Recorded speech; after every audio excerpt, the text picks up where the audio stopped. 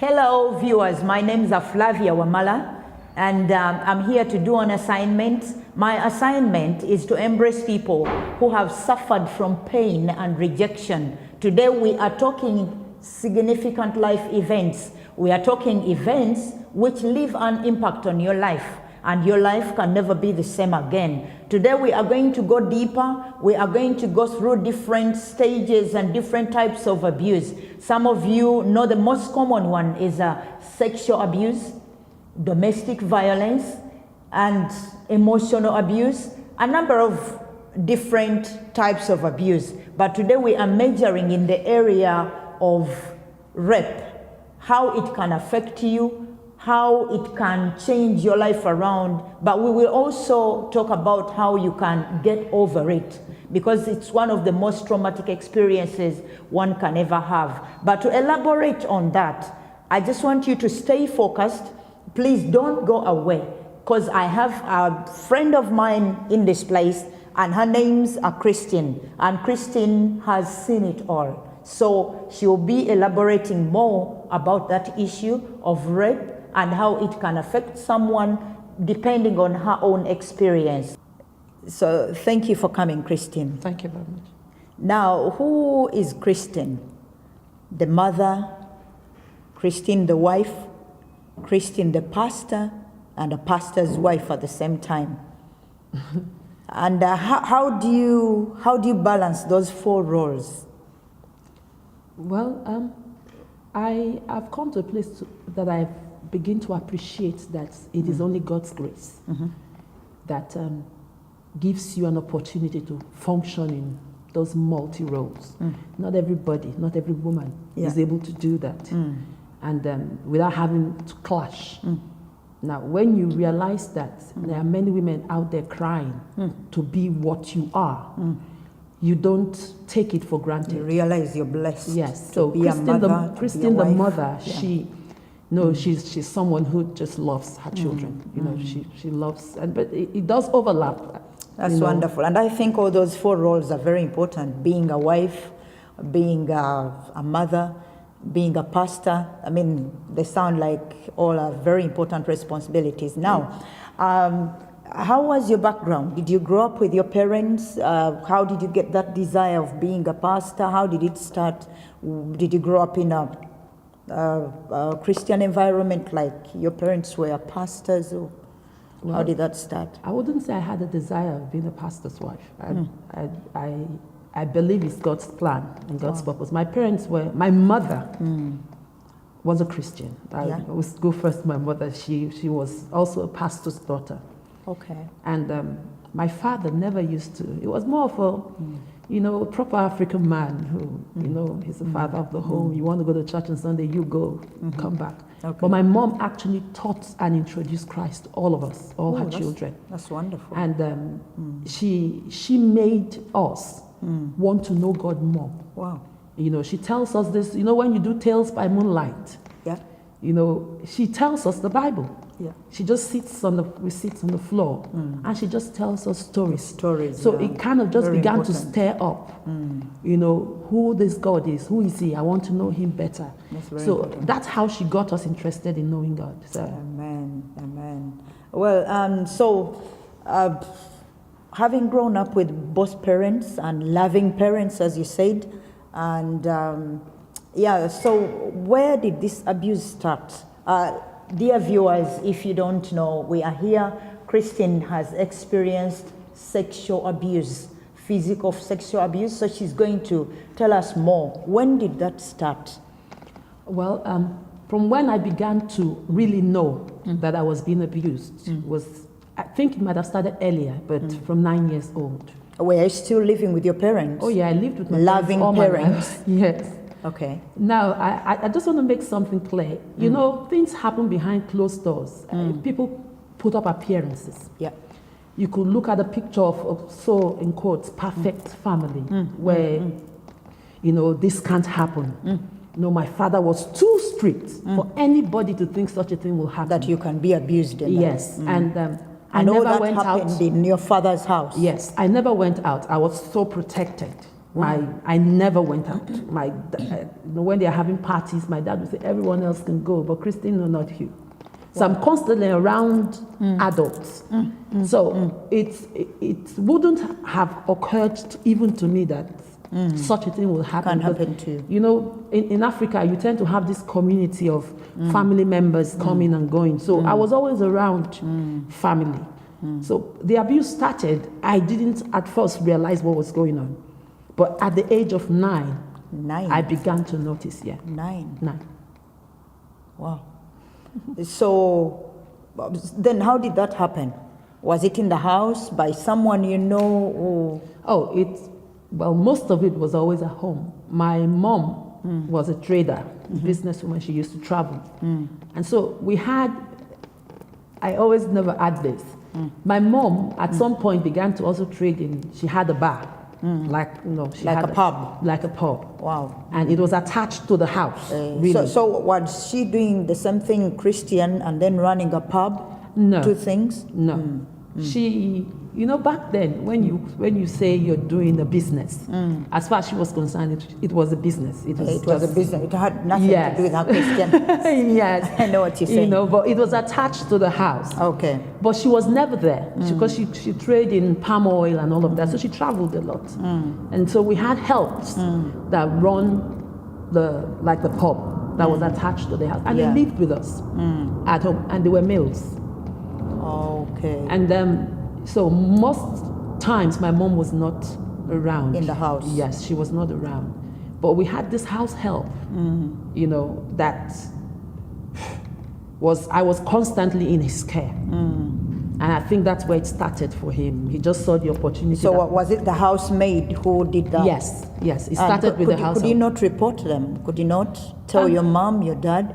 One of the things an abuser would do is to put fear. Intimidate you. Yes. So. And it's a trauma. There's nothing much you can. I was just 9. So from there, where did we go? Where did you go? It started with, touching, abuses that, you must not tell anybody. So you mean it went on and on and on? Oh, yes. When you had no one to tell? No, I couldn't tell anyone. I was too afraid.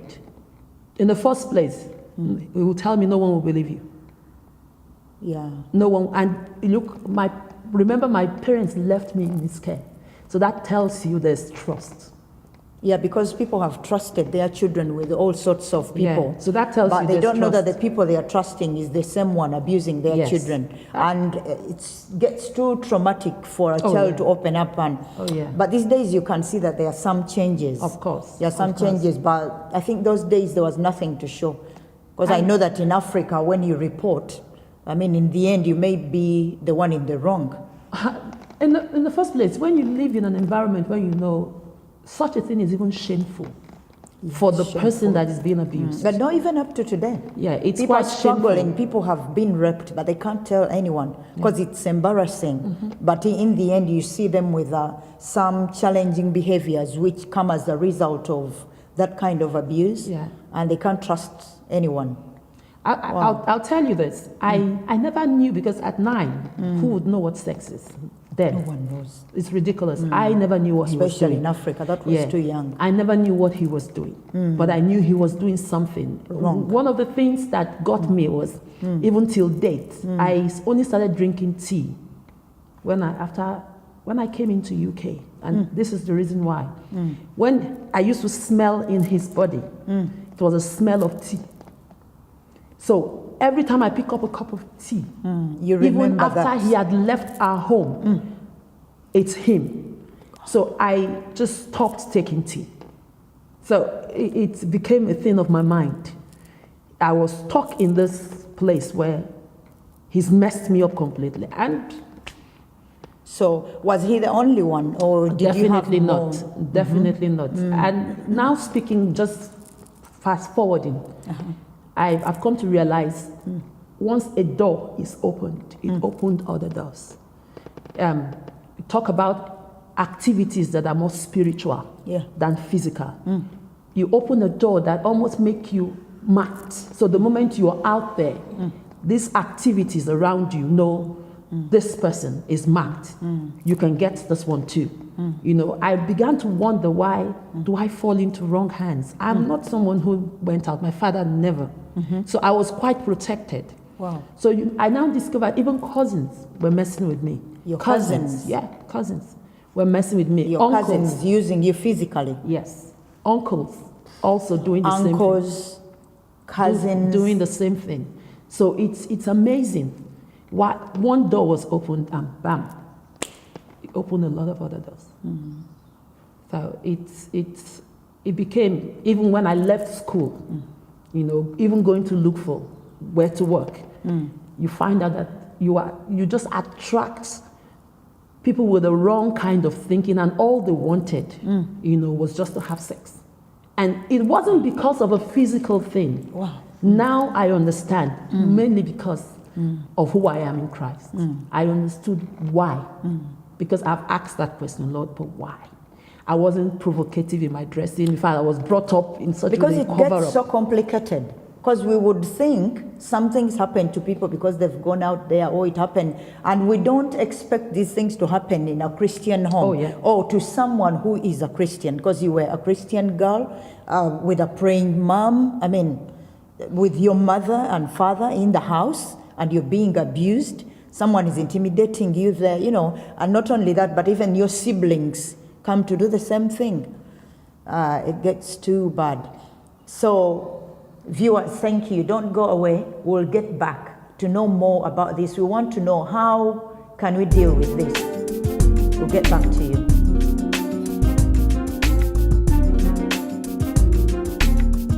Now, when we talk family members, what do we mean? Okay, you've said cousins, uncles.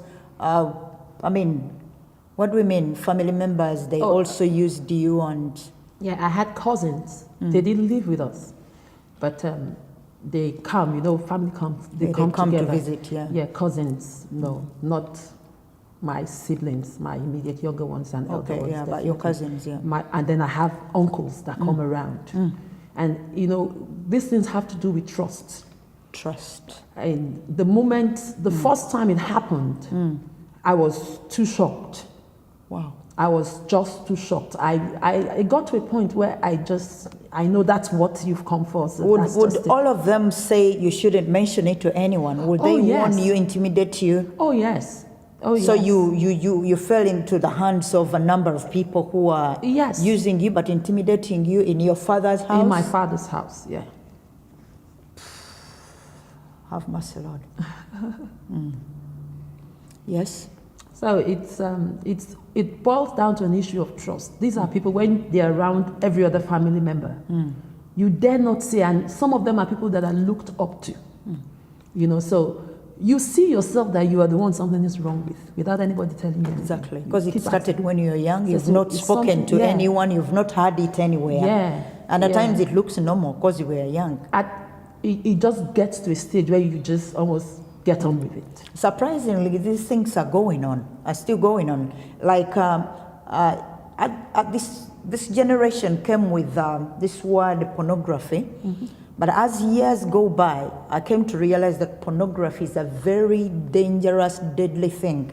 Now, I don't know if it only came up recently, because it's just a few years when I had pornography, but probably it had a different name when we were growing up. Because the problem today is that parents are raping their own children, simply because somehow their teenage daughter starts to look the part, looking like the one they saw in those funny pictures. So at times they cannot relate to their daughters normally.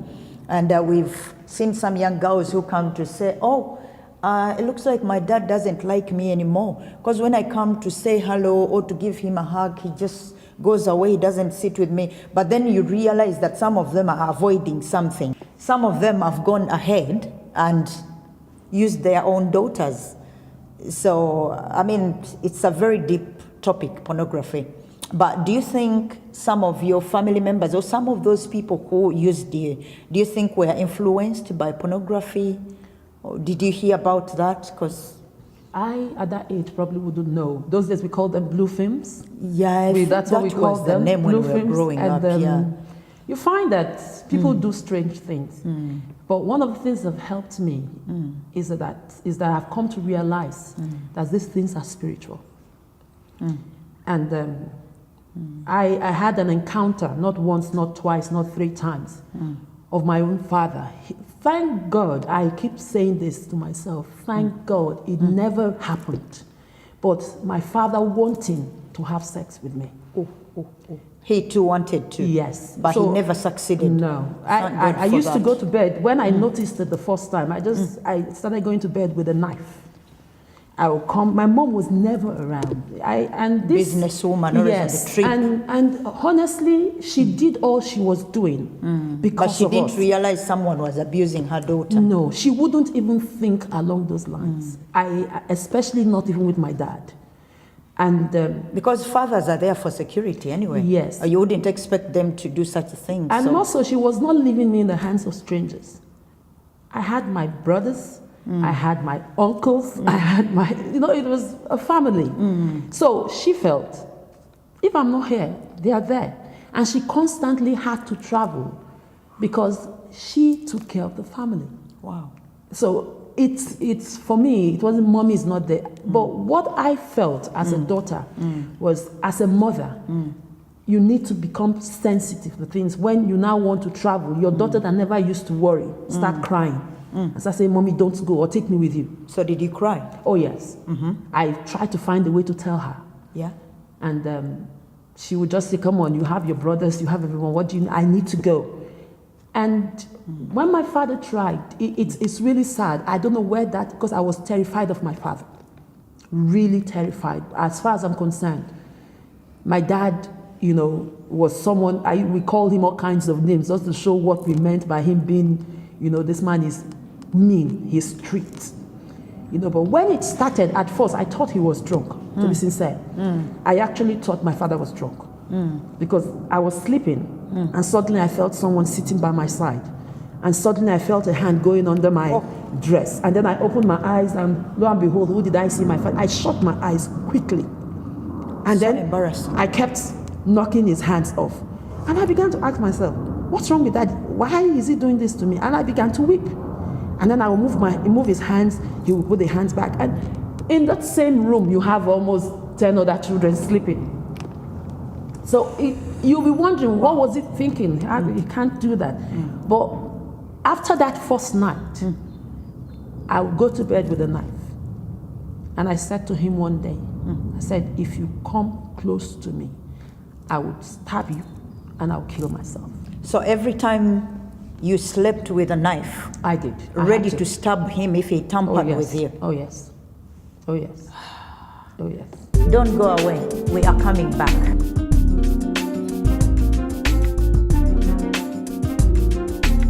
Hello viewers, as we go on with Christine, I just want us to address some issues like some people suffer from temper tantrums, others have low self-esteem, lack of confidence.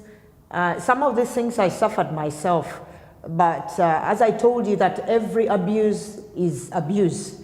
Some emotional abuse can change your life completely. Sexual abuse can do so much. But as I told you that with my friend here, we are talking what she went through that impacted her life. And when we talk about temper tantrums especially, did you suffer that? Oh, yeah. Or low self-esteem? I did. Have you ever blamed yourself? Have you ever looked at yourself like you're the one in the wrong and you don't fit in some societies? Yes, I did. Because let me go back. When I tried to tell my mom that see what daddy did, I was shocked at her response. Now as an adult, I am beginning to understand why she reacted like that. Because the shock of... But did you tell her? Did you really? I did. But she reacted the way most African women will do. In shock and in denial. Ridiculous. Yeah. Yes, she slapped me. For the first time, my mom had you. never lifted a finger up at me. She slapped me and she was angry. So how can you make up such lies about your father? That's your father you're talking about. Don't you ever talk about your dad like that? She was mad. Now, this is my mom that never loses her cool. I was too shocked. I was looking at her like, Mom, I'm not lying. Shut up. Don't let another ear hear it. So that for me was the end. From then on, I just let go. I never told my mom anything again because... So you lived with your pain? Yes. With your shame? Yes. Intimidation in your father's house? Yes, because I felt if mommy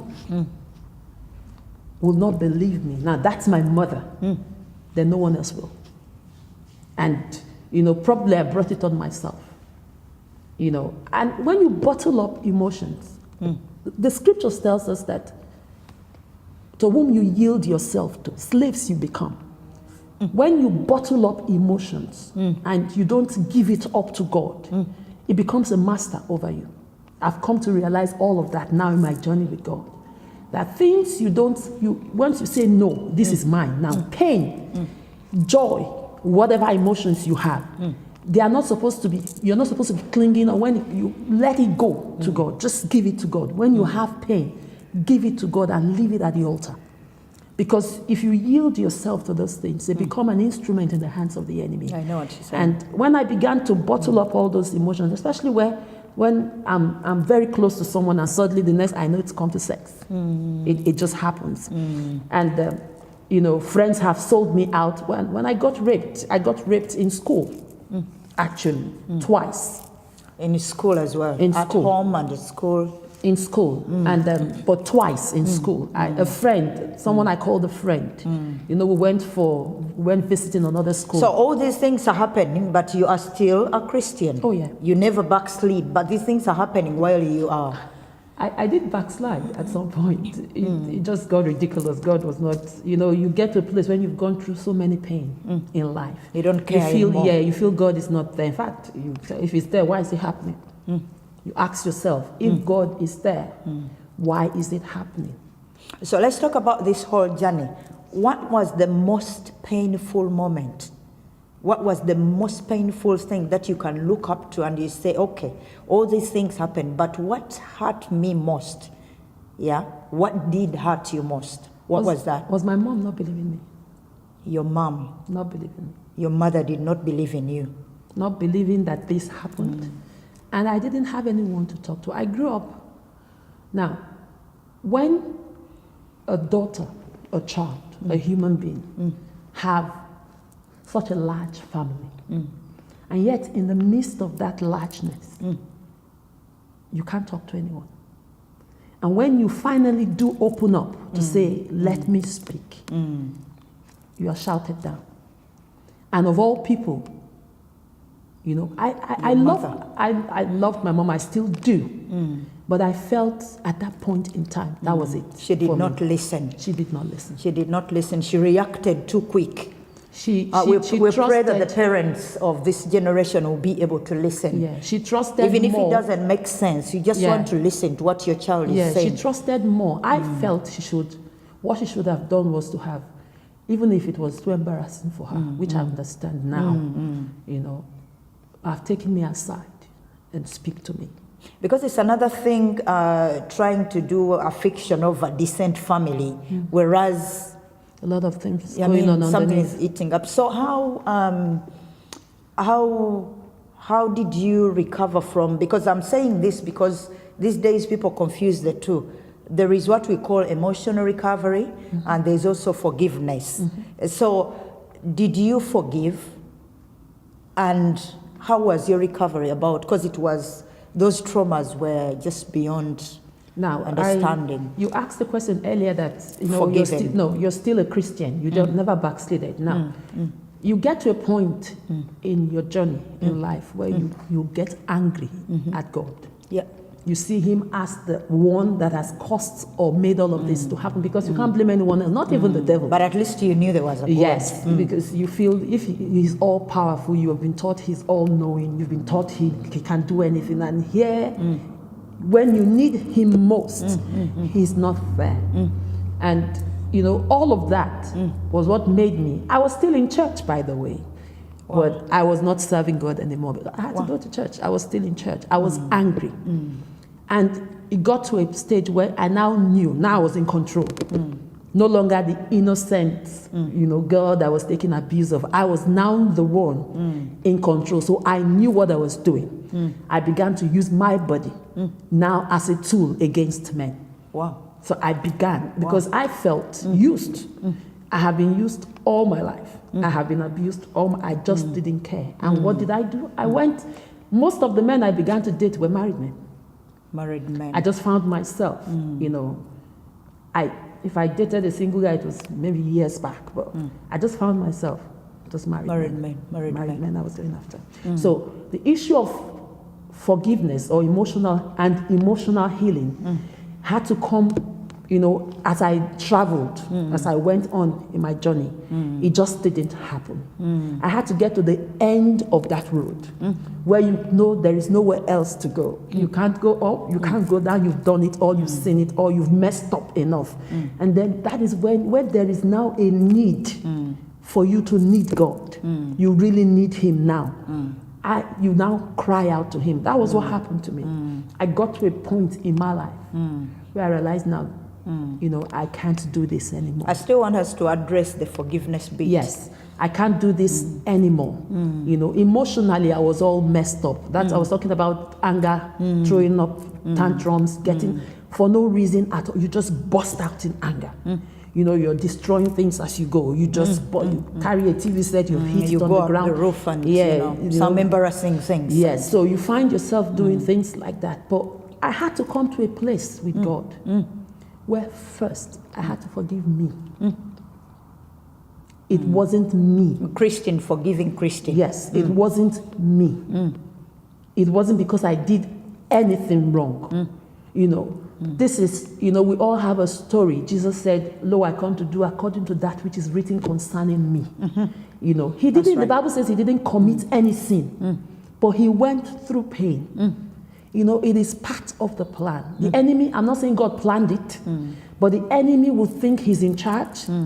But God himself, in his mercy, would use that same situation. So I had to get to a point where, one, emotionally, the emotional healing didn't come automatic. It took years. It took years for me to deal with it. It took years. But firstly, I had to forgive myself. And then I began to forgive those who have hurt me. And another thing, did you have any counselor to guide you through? Because some people can't do it by themselves. Having had those traumas from a young age, and you wouldn't be wise enough to know all these things. So I forgive myself, and I'm sure someone guided you too. I'll tell you this. When I became, when I became born again. Born again, yeah. It was when I came into UK with my 2 children. I had series of encounters with God, but lacked an understanding of it. Okay. And when I came into UK with my 2 children, I was going to church, but I couldn't talk to anyone about my life. Yeah. Because I felt immediately they hear it, they'll run a mile. I was all messed up. Here you are with 2 children, still single. How do you do it? But when I met this woman of God, who happens to be my mother in the Lord now, Reverend Fola Chudume. And she was ministering. I just walked into the church. Someone invited me into church. And I sat in the congregation. And she was ministering.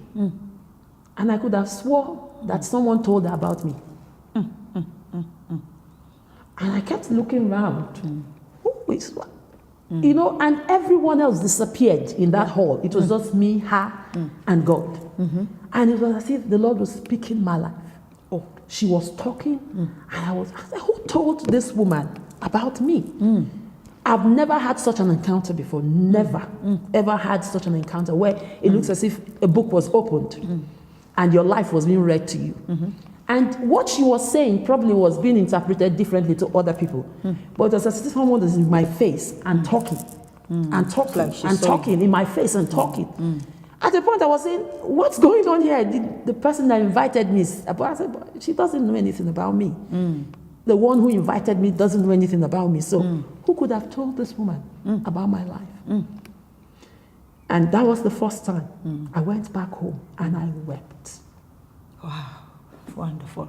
So, and Did your background affect your marriage? Reason why I'm asking this, Christine, is that these days we've seen a number of marriages which have been broken, but when you follow it's just because they were raped when they were young, especially women, and that trauma comes with them even in marriage. I remember meeting one young man who used to be raped by his own uncle. Wow. And yet he had feelings for women. So growing up, the uncle started raping him when he was 5 years up to age 14 in his mother and father's house. And I said, could you not report? Same story. He said, no, I couldn't. I was so intimidated. And this uncle kind of translated love to be something else. And he usually raped him. So this guy grows up as a bisexual, falls in love with some girl, and then marries that girl in the end. And then instead of, for intimacy, he was just raping her. And one day the girl said, I don't like the way you do it, because raping me reminds me, my dad used to rape me as well. Oh, wow. You understand? So whenever you do it, you remind me. So the trauma of the dad raping her, we don't know how it happened in there, but it's like the trauma was still living with her. You understand? But thank God they got someone, a psychologist and a pastor, counseled them, prayed for them, and they got through it. So what am I saying all this? That some marriages can't go on now. Some people were raped at age 6, but even at age 40, they cannot maintain a home. They still live with the trauma. So did that affect your marriage? Well, it didn't. It didn't. More so because my husband knew where I was coming from. But I'm sure it never prepared him for who I was, but he knew where I was coming from. He understood where I was coming from, the background I was coming from. But again, the Lord used him because, you see, when you allow God walk with you in the journeys of life. Because some people say, there are some preachers you find that they say, oh, when you get married to someone, you don't have to tell them the whole story about this, because one day when you have a misunderstanding, then they'll refer to that. And others say, so for you, it looks like it was safer. You told him everything. I would tell anyone because I'm sorry, I don't want to go through any garbage. This is who I am. Some of the things he got to know even after we got married. Not everything, but he knows me now. Yeah, he knows me now, and it was me he was marrying. Yeah, you understand. But I believe that some things still came up, especially you talk about throwing tantrums. Still came up because he wouldn't understand. Why do you just get angry? It's not just casting out the demon of anger. There are underlying issues that needed to be dealt with. Go down to the root. Yes, thank God for him because he was a man of a gentle spirit. Wow. He's a man of a gentle spirit. And he took his time prayerfully. And my covering, that's another area where a lot of people go through life. I don't know what they teach now, but we all need parents in the Lord, people who can, talk to your life. Someone you can talk to. Can talk to your life. I have parents, in the Lord that when things are happening, they're able to talk to me and, deal with those areas that we all need those parents. Yes. We need those people. My husband, because of the kind of heart he has, and his heart is so enlarged. By the time, we go through our own experiences as a couple, he's able to take in and begin to understand. I'm not saying tolerate it. It's two different things. This is where you're coming from. Okay, but we need to deal with it. It's not good enough. That should not be an excuse. You can't live with it because someone is good and understanding. No, you have to address it. You have to deal with it. And how do you deal with it? By being open to God. It's not just even talking to man. You have to be sincere with God. And that's where I got to. Where, I began to see that if I don't deal with these things, I have children that I open a door for the enemy to affect. You need to protect them so they don't go through what you went through. Yes, so it didn't affect. In fact, my marriage has got better every day. So are you sure it doesn't affect you whenever you meet these people who abused you when you find them? Because some of them are family members. Oh, no. It doesn't affect you. It's very strange. Okay, I want you to talk to someone who is watching. Someone may be out there and you're going through the same thing, or you've gone through the same thing, and there is lack of confidence in your life. You suffer from insecurity. So many things have happened, but you have no one to tell. Because these days we realize we can't trust church that much. Yes, we trust them for prayer, but at times with our own life, because it gets to be embarrassing, and so we just want to help you. So what do you want to say to such a person? They have no one to talk to, probably their mom or someone did not understand them. Can I just speak directly to someone out there who had lived what I had gone through, and you're probably still living it?